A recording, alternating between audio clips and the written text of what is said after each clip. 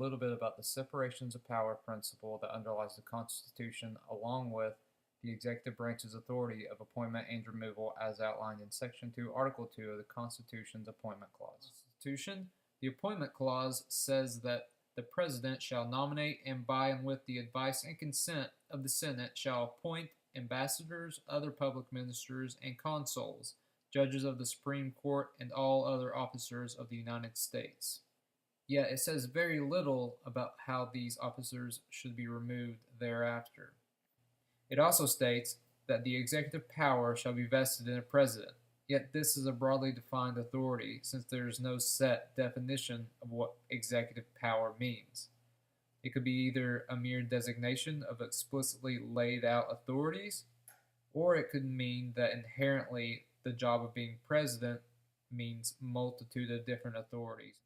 Proponents of the inherent powers approach, which Alexander Hamilton was one of, claim that within the Take Care Clause there is evidence of their position that they are innate powers within the position of president not explicitly enumerated in the Constitution. The Take Care Clause broadly defines that the president shall faithfully execute the laws of the United States. This adds a level of complexity with the appointment and removal of officials because to faithfully execute the laws of the government and to uphold his duty as the executive, he needs to have executive officials within his branch of government that he sees eye to eye with and agrees on the direction that the United States should take.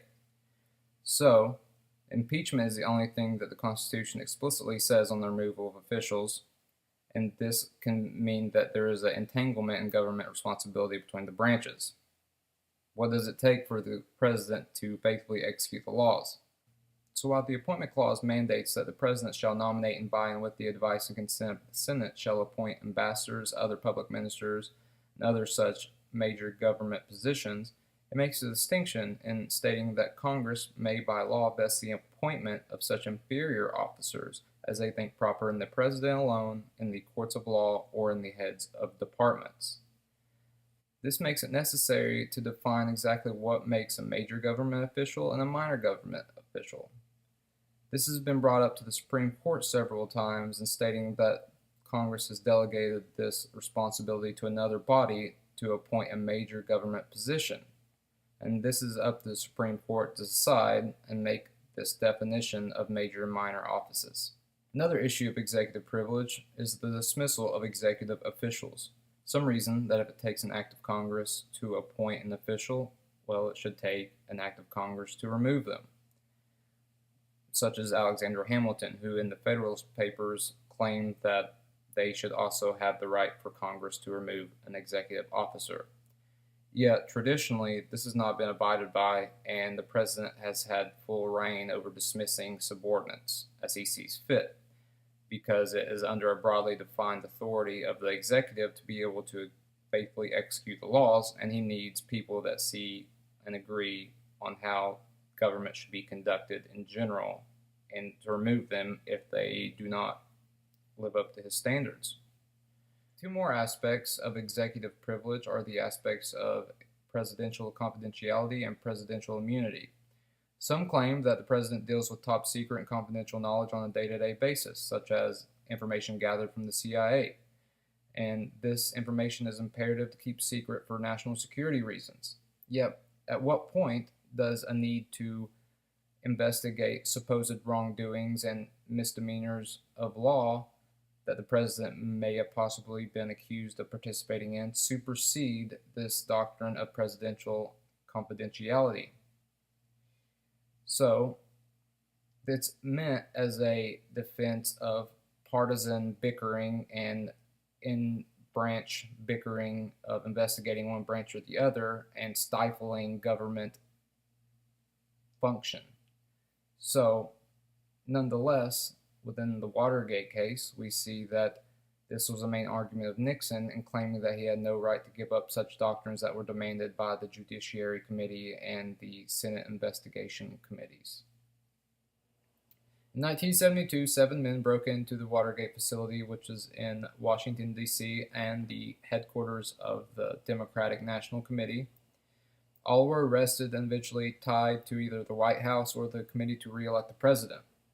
When the House and Senate Judiciary Committees were investigating if the White House had any possible involvement in this, they found that John Dean III, who was a special counsel to Nixon, actually implicated certain individuals, high-ranking individuals in the executive branch were involved, and that possibly Nixon had knowledge of this.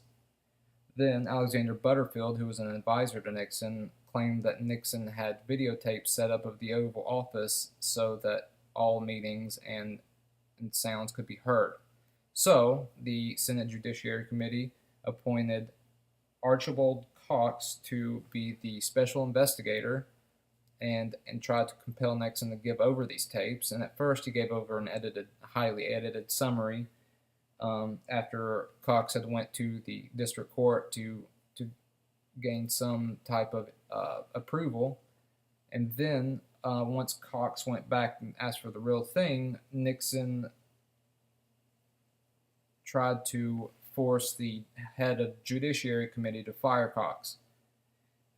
Two heads of Judiciary Committees resigned instead of firing Cox, and eventually the Solicitor General and Acting Attorney General Robert Bork was the one that actually fired Cox. Leon Jaworski was the next special prosecutor that was appointed, and he pressed just as hard for the tapes as Cox did.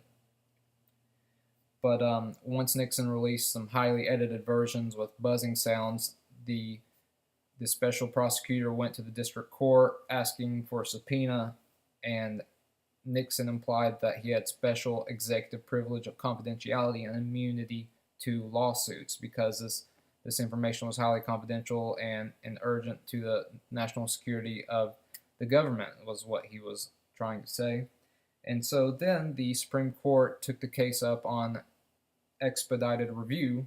They had to answer the question of whether executive confidentiality was enough to overrule this need for information on any possible wrongdoings the executive of the United States could be implicated in. So after the Saturday Night Massacre, which was the resignation and firings of all of these executive officials, the Supreme Court took up the case on an expedited basis, as I said, and they actually ruled that the gathering of this information was of great importance, and this did not allow for the executive confidentiality to be implied here. So Nixon had to give over the tapes, but at least he did not destroy them or get rid of them or just refuse totally, because with the broadly defined powers of the executive, he could have still just refused to comply at all. In the aftermath of the Watergate scandal, Congress produced a law entitled the Ethics in Government Act of 1978. What this law did was it called for the Chief Justice to appoint 3 federal judges into one division called the Special Division, which then appointed a special prosecutor or an independent prosecutor to investigate any wrongdoings on the executive branch. This was a source of friction between the branches because this was done totally in the judiciary branch, and they investigated the executive branch. However, once the independent prosecutor was appointed, he had all the power of the Judiciary Committee. And then he could only be removed from office either by the Solicitor General or once his duty or job assigned was finished. So fairly broad outlines for the removal of his office also. So in 1982, 2 House subcommittees investigated the EPA and the Land and Natural Resource Division of the Justice Department. They demanded certain documents, and they refused to give it over, claiming that the Ethics in Government Act was unconstitutional because they were actually appointing a major government position, and this had to be appointed by the President and confirmed by the Senate. So this was up to the Supreme Court to actually define what was a major and a minor government position in this case, which is called Morrison v. Olson. So Theodore Olson, who was the Attorney General for the United States, was implicated on giving false and misleading evidence regarding the handing over of this information that the 2 House subcommittees required. And when this case came to the Supreme Court, they were going to decide if it was a minor, major government position in regards to the independent prosecutor. And they used 3 different factors to decide that it was actually, in fact, a minor government position, and those were that the prosecutor is subject to removal by a higher executive branch official, that the act also specifies that the prosecutors to comply to the extent possible with the policies of the department, and he also is under limited jurisdiction.